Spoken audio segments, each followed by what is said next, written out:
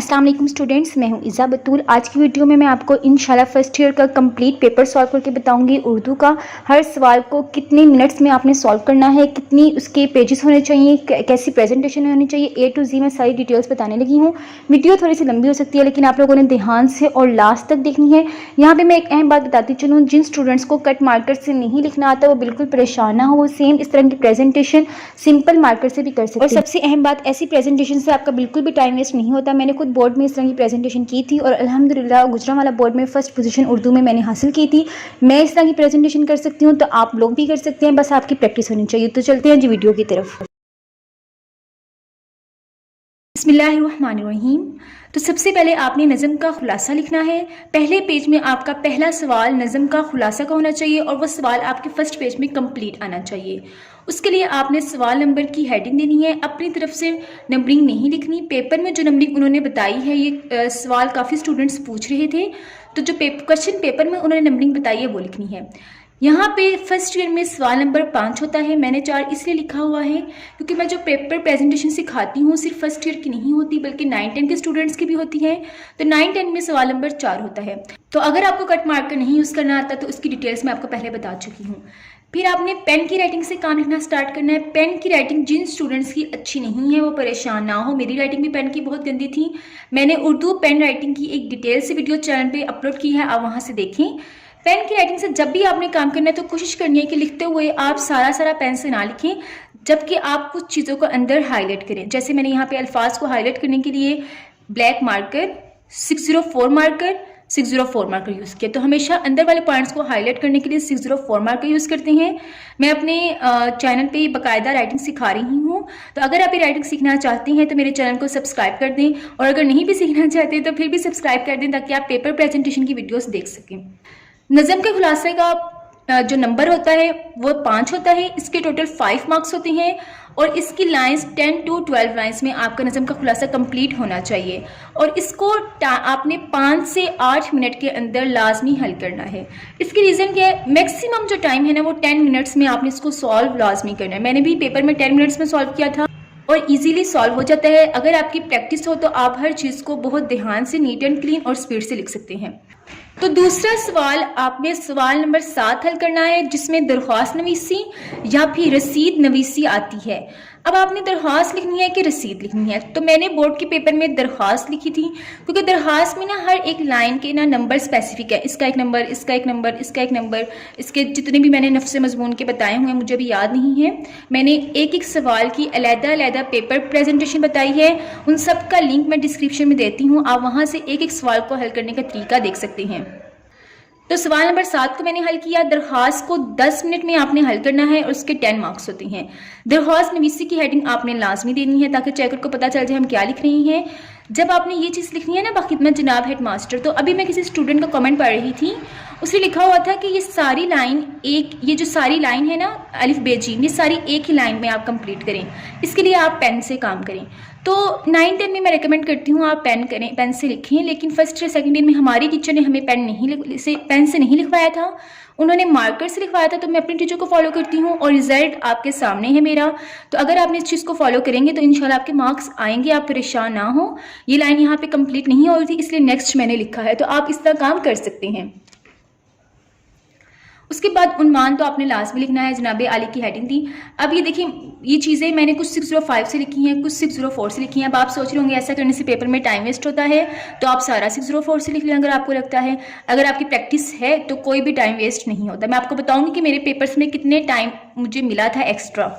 अच्छा, अब मैं लिख रही हूँ पेन से, फिर मैंने किसी चीज़ को हाईलाइट कर दिया। अब मैंने यहाँ पर सारी दरख्वास्त नहीं लिखी, ठीक है। मैंने सिर्फ बच्चों को समझाने के लिए थोड़ा सा स्टार्टिंग पॉइंट लिखा, थोड़ा सा लास्ट पॉइंट लिखा है। आप लोग जब सारी दरख्वास्त लिखेंगे तो दरख्वास्त की लेंथ मैं आपको बताती हूँ कितनी होनी चाहिए। डेट आपने लास्ट में लिखनी है दरख्वास्त में, और ये चीज़ भी आपने 604 से लिख दी। दरख्वास्त की लेंथ, अगर आपकी दरख्वास्त यहाँ से स्टार्ट हो रही है फर्स्ट पेज से, तो सेकेंड पेज के हाफ या हाफ से थोड़ा सा ज़्यादा आपकी दरख्वास्त कंप्लीट होनी चाहिए सेकेंड पेज के। इस तरह आपने दरख्वास्त सेकंड पेज में लानी है कि सेकंड पेज में इतनी स्पेस ना बचे कि हम यहाँ से अगला सवाल शुरू करें, क्योंकि पेपर में आपने ज़्यादा स्पेस नहीं छोड़नी। मैं बार बार ये कहती हूँ, चेकर को अगर पता चल गया ना कि बच्चा बढ़ा चढ़ा के लिखना चाहता है तो वो आपको मार्क्स नहीं देगा। दरख्वास्त की लेंथ कहाँ से करनी है, यहाँ से शुरू हुआ। मैं अपनी पेपर की बात कर रही हूँ, मैंने पेपर में किस तरह किया था, और जो हमारी टीचर थी वो बहुत ज़बरदस्त माशाल्लाह, बहुत उन्होंने हमें अच्छा बताया था, तो मैं उन्हीं की चीज़ें आपको बता रही हूँ और रिजल्ट मेरा आपके सामने है। लेकिन आपने अपनी टीचर से एक दफ़ा लाजमी पूछना है, अगर वो मेरी बात से एग्री नहीं करती तो आपने अपनी टीचर की बात माननी है। दरख्वास्त की लेंथ यहाँ से स्टार्ट किया, नेक्स्ट पेज के हाफ या हाफ से थोड़ा सा ज़्यादा, अगला सवाल यहाँ पे हमने शुरू नहीं करना है। अब अगर जो स्टूडेंट्स रसीद करना चाहता है उसकी भी मैंने देखें पेपर प्रेजेंटेशन ऑलरेडी आपके सामने किया, इतनी मेहनत की है मैंने इस प्रेजेंटेशन में, एक सवाल की अलग-अलग वीडियो बनाई है, अब फुल पेपर प्रेजेंटेशन बना रही हूँ कि बच्चों को मैं हर वो चीज़ सिखा सकूँ जो मैंने सीखी और मैंने उसके ज़रिए मार्क्स गेन किए। अब रसीद में भी अगर आप छोटी छोटी गलतियां कर दें, अगर आपने ये क्या कहते हैं रकम नहीं सही लिखी, या फिर आपने डेट नहीं सही लिखी, या आपने ये लाइन नहीं सही लिखी, उन्वान नहीं सही लिखा, तो आपके मार्क्स कम होंगे। यानी तो नज़म का खुलासा कर लिया, दरख्वास्त या रसीद जो आप करना चाहते हैं वो कर ली। अब सवाल नंबर 3 जो आपने हल करना है वो पेपर के अकॉर्डिंग सवाल नंबर 4 होगा। खुलासा नवीसी सबक का खुलासा। सबक का उन्वान आपने लाजमी देना है मुसन्निफ का नाम। अब कुछ हेडिंग होती हैं सिन्फ़े अदब और माखज़, कुछ लोगों को पता होगा कुछ को नहीं पता होगा, तो मैं बता दूं। सिन्फ़े अदब का मतलब है कि अदब की कौन सी किस्म है, यानी कि जो हमारा सबक है वो नावल है, वो सवाने निगारी या कुछ भी अदब की क्या किस्म है। और माखज़ है कि सबक को किस किताब से लिया गया, मुसन्निफ की कौन सी किताब है जहाँ से इस सबक को लेके लिखा गया है। तो वो जो चीज़ें हैं उसके मार्क्स पेपर में नहीं होते, बोर्ड के पेपर में सिर्फ सबक के उन्वान और या फिर मुसन्निफ के नाम के मार्क्स होते हैं। तो आपने वो चीज़ें एक्स्ट्रा हैं, अगर आप लिखना चाहते हैं तो लिख दें, लेकिन अगर आप सिन्फ़े अदब और माखज़ लिखना चाहते हैं तो कभी भी उसको खुलासा नवीसी में ना लिखें, उसको तशरीह वाले सवाल में लिखें। क्योंकि तशरीह का पहले ही मतलब है एक्सप्लेन करना, वजाहत करना, इबारत की तशरीह करना, तो उसमें आप लिखें। खुलासे में आप सिन्फ़े अदब और माखज़ ना लिखें, उसके मार्क्स वैसे ही नहीं होते। मैंने भी पेपर में खुलासा नवीसी में नहीं लिखा था। अब ये सारा मैंने 605 मार्कर से किया है, नहीं आता 605 से तो 604 से लिखें। अब जब भी आपने लिखना है पेन से, मैंने पहले भी बताया, चीज़ों को आपने, मैं बार बार कह रही हूँ, मेहनत को आपने ज़ाया नहीं करना। पेन से आप इतना प्यारा लिख के आ रही हैं, चेकर आपका वर्ड टू वर्ड नहीं पड़ेगा, उसको आपने मजबूर करना है कि वो पेन की राइटिंग को देख के इम्प्रेस हो। तो आपने चीज़ों को हाईलाइट लाजमी करना है। 604 मार्कर से हमेशा हाईलाइट करें। देखिए कितना खूबसूरत लग रहा है, मैंने हाईलाइट किया हुआ है, इस तरह आपने हाईलाइट करना है। और खुलासे को आपने पैराग्राफ की फॉर्म में और मुख्तसर लिखना है। अब चलते हैं जो खुलासे के मार्क्स की तरफ। खुलासे में 10 मार्क्स होते हैं, इसको आपने 2 से 2.5 सफ़ात में कंप्लीट करना होता है। अब 2 से 2.5 सफ़ात का मतलब है first page, second page, third page आपका हाफ, इतना आपका सबक का खुलासा होना चाहिए, इनफ है। और इसको आपने मैक्सिमम 20 मिनट्स में और मिनिमम 15 मिनट्स में सॉल्व करना है। पेपर से पहले आपने इस चीज़ की प्रैक्टिस करनी है। अभी मैं आपको बताऊंगी कि मुझे पेपर में 92 मार्क्स जो मिले थे, एक एक सवाल में कितने कितने मार्क्स मिले थे, ठीक है। सबक के खुलासे के बाद आपने सवाल नंबर 6 मुकालमा लिखना है। देखिए अभी तक मैं तशरीहात की तरफ नहीं आ रही, जो तरीका, जो पैटर्न मैंने अपने पेपर में फॉलो किया था मैं आपको सेम वही बता रही हूँ। मैं आपको बताती हूँ मैंने तशरीहात कब सॉल्व की थी। अच्छा, मुकालमे में और रोदात में चॉइस आती है, फर्स्ट ईयर में मुकालमे में और रोदात में। अब मुझे अपना याद है फर्स्ट ईयर का रोदात मुझे इतनी कह लें जहर लगती थी, क्योंकि मुझे वो चीज़ पसंद ही नहीं थी। मुझे मुकालमा करना ज़्यादा इंटरेस्टिंग लगता था, तो इसलिए मैंने रोदात की प्रेजेंटेशन भी नहीं बनाई। तो मैं भी आपको यही कहूँगी कि आप मुकालमा लिखें। रोदात में आप सीधा सीधा सारा लिखते रहते हैं तो चेकर इतनी जल्दी इंप्रेस नहीं होगा, लेकिन मुकालमे में आपने प्रॉपर हेडिंग्स, प्रॉपर पॉइंट्स बनाए होते हैं तो चेकर ज़्यादा इंप्रेस होगा। तो चेकर को बस हमने इंप्रेस करना है। अब सवाल नंबर 6 होता है मुकालमा नवीसी का। उन्वान की हेडिंग थी तमहीदी मंजरनामा और इख्तितामी मंजरनामा, आपने लाजमी लिखना है। ये 9-10 नहीं है कि अगर आप कुछ भी नहीं लिखेंगे और चेकर आपको मार्क्स दे देगा। ये फर्स्ट ईयर है, कॉलेज लेवल है। कॉलेज लेवल और स्कूल लेवल में क्या डिफरेंस होता है, उसकी राइटिंग में, उसकी पेपर प्रेजेंटेशन में, उसकी डिटेल से वीडियो चैनल पे मौजूद है, वहाँ देखिएगा। अगर आप मेरी बात करें तो मेरी 9-10 की जो प्रेजेंटेशन थी वो इसके मुकाबले में बिल्कुल ज़ीरो थी। तो अगर मैं वही प्रेजेंटेशन यहाँ करती, उसी तरीके से पेपर को सॉल्व करती, तो मुझे मार्क्स नहीं मिलने थे। अब मुकालमे को किस तरह सॉल्व करते हैं इसकी भी मैंने डिटेल से एक वीडियो चैनल पे मौजूद है, लेकिन मैं आपको यहाँ थोड़ा बहुत बता देती हूँ। देखिए ये वाली जो हेडिंग्स है ये हमने 604 मार्कर से दी। मैंने ब्लैक कलर यूज़ किया, अगर आप नहीं यूज़ करना चाहते तो कोई बात नहीं। अब मुकालमे की लेंथ आपने देखनी है। फर्स्ट पेज, सेकेंड पेज, देखिए मैंने मार्कर से हाईलाइट किया हुआ है कि चेकर को दूर से मेरा काम नजर आ जाए और मुझे मार्क्स दे। ये देखिए। अब आप यहाँ पे मैं एक बात बता दूँ, जो पेन मैंने यूज़ किया है वो इतना लाइट नहीं लिखता, लेकिन शायद लाइट की वजह से ये पेन बहुत ज़्यादा लाइट लग रहा है, लेकिन सामने देखने में पेन बहुत प्यारा लगता है। आपको नज़र आ रहा है मैंने ये अलामात लगाई, इस अलामत को कहते हैं राब्ता की अलामत। ठीक है, इन अलामात पे डिटेल से वीडियो भी मौजूद है। ये अलामात बहुत इंपॉर्टेंट है, ख़ास तौर पे जो स्टूडेंट्स टॉपर होते हैं उनको इन अलामात का बहुत ज़्यादा ध्यान रखना पड़ता है। ये राब्ता की अलामत हमने हमेशा यहाँ पे लगानी है, तफसीलिया की अलामत नहीं लगानी। तफसीलिया की अलामत मैं आगे चल के बताती हूँ कौन सी होती है। ये थर्ड पेज था और ये लास्ट पेज, यानी कि एक पूरे पेपर में आपका मुकालमा कंप्लीट होगा। और मुकालमे में आप कोटेशंस लिख सकती हैं, लेकिन ज़्यादा नहीं होनी चाहिए। बस मैंने देखिए एक ही लिखी है। तो पेपर भी मैंने सेम इस तरह किया था और मुकालमे को मैंने इस तरह सॉल्व किया था पेपर में। अब चलते हैं जी मोस्ट इंपॉर्टेंट क्वेश्चन की तरफ, तशरीहात का सवाल। तशरीहात को देखिए मैं कहाँ पे सॉल्व कर रही हूँ, लास्ट पे मैं तशरीहात को सॉल्व कर रही हूँ। इसके बाद सिर्फ मेरा एक सवाल रह जाएगा तखलीस वाला, वो लास्ट होगा। ये सेकंड लास्ट है तशरीहात। तो तशरीह हमेशा आपने इसी तरह करनी है। मैंने बोर्ड के पेपर में इसी तरह किया था और मेरा अल्हम्दुलिल्लाह टाइम बहुत अच्छी तरीके से मैनेज हुआ था। जबकि मेरी टीचर ने मुझे पेपर से पहले तशरीहात एक दफ़ा पेपर के शुरू में करवाई थी कि बेटा आप शुरू में करके देखें टाइम मैनेज होता है कि नहीं, तो मेरे से टाइम मैनेज नहीं हुआ था। तो अब ये आप पे डिपेंड करता है, अगर आपको लास्ट पे करें, लेकिन मेरा मशवरा है कि आप लास्ट में, सेकंड लास्ट पे मैंने तशरीहात की हैं, क्योंकि फिर हमारे ऑलमोस्ट काफ़ी क्वेश्चन हो जाते हैं, फिर दिल को सुकून मिल जाता है कि यार अब जो मेन सवाल थे वो हो गई हैं, अब बस तशरीहात का सवाल रहेगा तो उसको आसानी से करते हैं। अब जो सबक की तशरीह होती है उसके 15 मार्क्स होते हैं और हाईएस्ट मार्क्स मुझे मिले थे बोर्ड के पेपर में 13 मार्क्स मिले थे, लेकिन स्टूडेंट्स के 14 भी आ जाते हैं। इसको आपने आधे घंटे में करना है मैक्सिमम। ठीक है, मैंने भी तकरीबन आधे घंटे में फिनिश किया था, सिर्फ सबक की तशरीह कह रही हूँ। अच्छा, सवाल नंबर 4 होता है इक़्तिबास की तशरीह की हेडिंग दी, नसर पारा थोड़ा सा लिखा शुरू से थोड़ा सा लास्ट से। ये इजाफी चीज़ें अगर आप नहीं लिखना चाहते हैं तो कोई बात नहीं, लेकिन पेपर को हमने कंप्लीट भी करना है, लेंथ को भी देखना है, तो आप इजाफी चीज़ें इस तरह की लिखेंगे। मच्छर आ गया। आप इजाफी चीज़ें इस तरह की लिखेंगे तो इजीली मार्क्स गेन कर सकते हैं। अब हवाला मतन, सबक का उन्वान, मुसन्निफ का नाम, और मैंने आपको क्या बताया था सिन्फ़े अदब और माखज़ भी आप लिख सकते हैं, लेकिन उसके मार्क्स नहीं होते। सियाक़ो-सबाक़ 6 से 8 लाइन्स का, सॉरी ये मैंने गलत लिख दिया है, सियाक़ो-सबाक़ मिनिमम आपका 8 लाइन्स का और मैक्सिमम 12 लाइन्स का होना चाहिए। तशरीह आपने इस तरह करनी है कि शुरू में थोड़ा सा मुसन्निफ के बारे में बताना है, दो लाइन्स काफ़ी हैं, 2 से 3 लाइन्स, और फिर आपने तशरीह करनी है। अब तशरीह की लेंथ बहुत मैटर करती है। फर्स्ट ईयर और सेकंड ईयर में तशरीह की लेंथ कितनी होनी चाहिए, ध्यान से बात सुनने, पल्ले अपने बांध लें। ये लेंथ जो मैं आपको बताने लगी हूँ ये इनफ है और इंशाल्लाह इस लेंथ से आपके मार्क्स भी आएंगे और आप इजीली तशरीह भी कर सकते हैं। फर्स्ट पेज सारा कंप्लीट, फर्स्ट पेज में देखें ये सारी बातें आ जाएंगी जिस तरह मैंने लिखा हुआ है। ठीक है, सियाक़ो-सबाक़ हम यहाँ से लिखना स्टार्ट करेंगे तो ऑलमोस्ट हमारा यहाँ पे कंप्लीट होगा, यहाँ तक कंप्लीट हो जाएगा। ठीक है, फिर तशरीह की हेडिंग दी, सेकंड पेज, फिर थर्ड पेज कंप्लीट, फिर फोर्थ, यानी कि एक पूरा पेपर हो गया, और फिर मैक्सिमम अगर आपने जाना है तो यहाँ तक लास्ट पेज, फिफ्थ। लेकिन अगर आप 4.5 तक भी करते हैं तो तशरीह आपकी इनफ है। मैंने बोर्ड के पेपर में 4.5 तक तशरीह की थी, मैक्सिमम की थी कि चेकर को मेरा पेपर अच्छा लगे, उसको मेरी तशरीह कम ना लगे। तो तशरीहात की लेंथ इतनी काफ़ी है। अगर नसर पारा उन्होंने हमें सिर्फ 2 से 3 या छोटा सा दिया हुआ है तो सिर्फ 2 पेपर कर लें।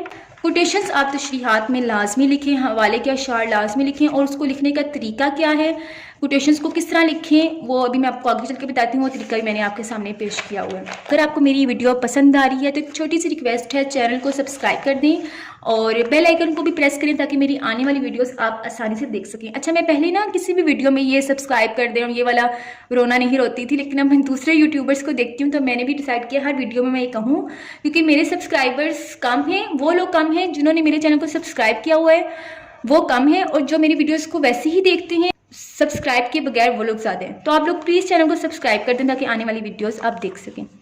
अच्छा, बहुत बोलिया। अच्छा, अब चलते हैं जिस सवाल नंबर 2 की तरफ, जो है नज़म की तशरीह। पहले आपने नसर की तशरीह की, फिर नज़म की तशरीह, और फिर आपने गज़ल की तशरीह करनी है। अशार की तशरीह की हेडिंग दी, अलिफ और बे होता है, अलिफ होता है हिस्सा नज़म और बे होता है हिस्सा गज़ल।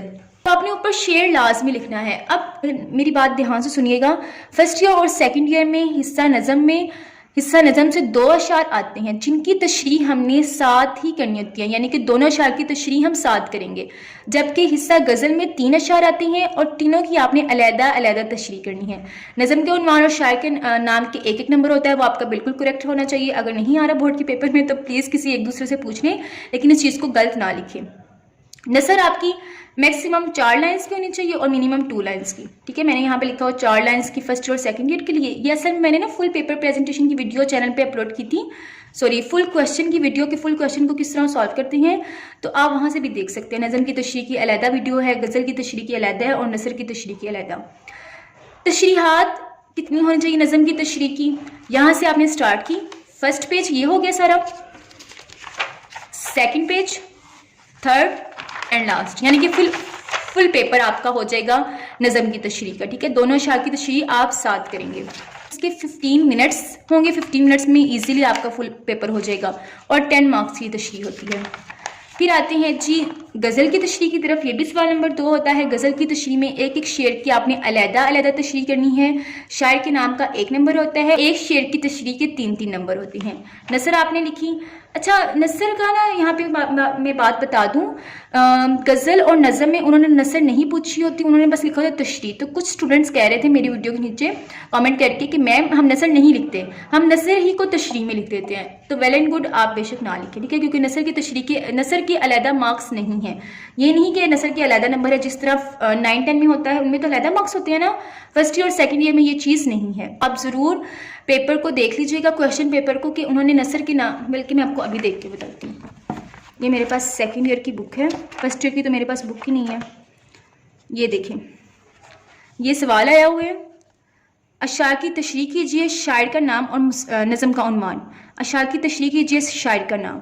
उन्होंने हमसे नसर नहीं पूछी, तो जो चीज़ वो नहीं पूछते उसके अलहदा मार्क्स नहीं होते। देखें यहाँ पे उन्होंने बताया हुआ है 1 नंबर नज़म का उन्वान, 1 नंबर शायर का नाम और 8 नंबर तशरीह के। 1 नंबर शायर का नाम, बाकी 3-3 नंबर तशरीह के। मफ़हूम या नसर के अलहदा मार्क्स नहीं हैं, तो आप बेशक मफ़हूम और नसर ना लिखें, आप मफ़हूम और नसर को तशरीह में ही लिख दें। अब तशरीह में शुरू में आपने शायर की 2-3 बातें लाजमी बतानी है। अब गज़ल की तशरीह की लेंथ कितनी होनी चाहिए? फर्स्ट पेज ये सारा आ गया, सेकंड पेज यहाँ तक, यानी कि एक एक पेज आपका इनफ है। बल्कि मैक्सिमम तशरीह है गज़ल की, एक पेज की तशरीह गज़ल के शेर की, एक शेर की तशरीह इतनी मैक्सिमम है। ठीक है, इससे आप थोड़ी सी कम कर सकते हैं, लेकिन इससे ज़्यादा ना करें। फिर आपकी हो गई तशरीहात। आपकी तशरीहात के गज़ल की तशरीह के 10 मार्क्स हैं और उसको आपने 25 मिनट में कंप्लीट करना है। फिर जब आपकी तशरीहात हो जाएगी ना, तो आपके पास सिर्फ एक सवाल रह जाएगा और आपको टेंशन नहीं होगी कि हमारे बाकी सवाल रहते हैं। तलखीस का सवाल बहुत इंपॉर्टेंट है, अगर आप इसमें थोड़ी सी तवज्जो देंगे ना तो आपके फुल मार्क्स इजीली आ जाएंगे। ये सवाल नंबर लास्ट होता है। तलखीस की फुल पेपर प्रेजेंटेशन डिटेल से तलखीस कैसे करते हैं और उसको क्या टिप्स एंड ट्रिक्स इनको फॉलो करके हम तलखीस में फुल मार्क्स ले सकते हैं, उसकी डिटेल से वीडियो चैनल पे मौजूद है, उसका भी लिंक मैं डिस्क्रिप्शन में देती हूँ। खैर यहाँ पे मैं आपको बस ऊपर से बता देती हूँ। आपने उन्वान की हेडिंग दी, 2 उन्वान लिखने हैं, इबारत लिखनी है। जो तलखीस हमने लिखी है वो कुल अल्फाज से 3 गुना कम होनी चाहिए। लाइक अगर कुल अल्फाज 100 है तो हमारी जो इबारत है वो 33 वर्ड्स की होनी चाहिए। तो आपने तलखीस इस तरह करनी है। और तलखीस के लिए मैक्सिमम कितना टाइम आप लगा लेंगे? 20 मिनट्स। ये बहुत टाइम है तलखीस के लिए, लेकिन विदिन 10 मिनट्स आपकी तलखीस इजीली हो जाती है, या फिर 15 मिनट्स लगा लें। तो इस तरह मैंने पेपर को सॉल्व किया था। इस तरह पेपर को सॉल्व करने के बावजूद मेरे पास 5 मिनट्स बच गए थे, और बोर्ड के पेपर में, उर्दू के पेपर में 5 मिनट्स का बच जाना स्टूडेंट्स के लिए 1 घंटे से कम का नहीं होता।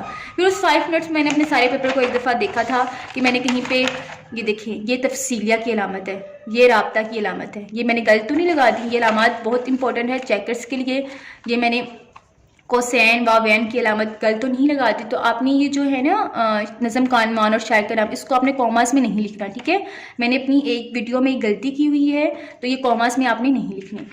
अब चलते हैं जी कोटेशंस वगैरह को लिखने का तरीका। जो तशरीह में हमने किसी चीज़ को फरमान लिखना है या कुरान मजीद का तर्जमा लिखना है या कोई कॉल लिखना है, तो उसको लिखने का ये तरीका है। फरमान आ गया, कुरान मजीद के कोई अरबिक लैंग्वेज आपने लिखनी है, अरबी ज़ुबान लिखी, नीचे लाइंस लगाई, ऊपर नीचे तर्जमा लास्ट में लिखा। सिर्फ तर्जमा लिखना है, उसको लिखने का ये तरीका है। कोई हदीस है जिसका तर्जमा ज़्यादा लंबा है, उसको लिखने का ये तरीका है, शुरू से 604 मार्कर फिर पॉइंटर। ब्लैक जिनके पास नहीं है, जिनको अलाउ नहीं है, तो वो ब्लू यूज़ करें। तो इस तरह आपने सारा पेपर सॉल्व कर लेना है। मेरा 1 नंबर कटा था, मुझे 4 मार्क्स मिले थे। दरख्वास्त में मुझे 9 मार्क्स मिले थे, रसीद मैंने की नहीं थी। और सबक के खुलासे में मुझे मिले थे 9 मार्क्स, मुकालमे में भी मुझे 9 मार्क्स, यानी कि चेकर ने मेरे एक एक नंबर हर सवाल में इन्होंने काट दिया था। और नसर की तशरीह में मुझे मिले थे 13 मार्क्स, 2 मार्क्स मेरे यहाँ पे कैंसिल हुए थे। उसके बाद नेक्स्ट क्वेश्चन था, नज़म की तशरीह में मुझे 9 मार्क्स मिले थे, गज़ल की तशरीह में भी 9 मार्क्स मिले थे और तलखीस में मुझे फुल मार्क्स मिले थे और MCQs में मेरे फुल थे। तो टोटल मिला के मेरे 92 मार्क्स बने थे। तो इस तरह जिस तरह मैंने आपको पेपर बताया है, मैं गारंटी से कह सकती हूँ अगर आप इन टिप्स एंड ट्रिक्स को फॉलो करेंगे तो आप उर्दू में बहुत अच्छे मार्क्स गेन कर सकती हैं फर्स्ट ईयर और सेकंड ईयर में। अगर आपको वीडियो पसंद आई है तो जल्दी से इस वीडियो को लाइक कर दें और चैनल को सब्सक्राइब कर दें ताकि आप आने वाली वीडियोस देख सकें। अपना ढेर सारा ख्याल रखें, दुआओं में याद रखें। अल्लाह हाफिज़।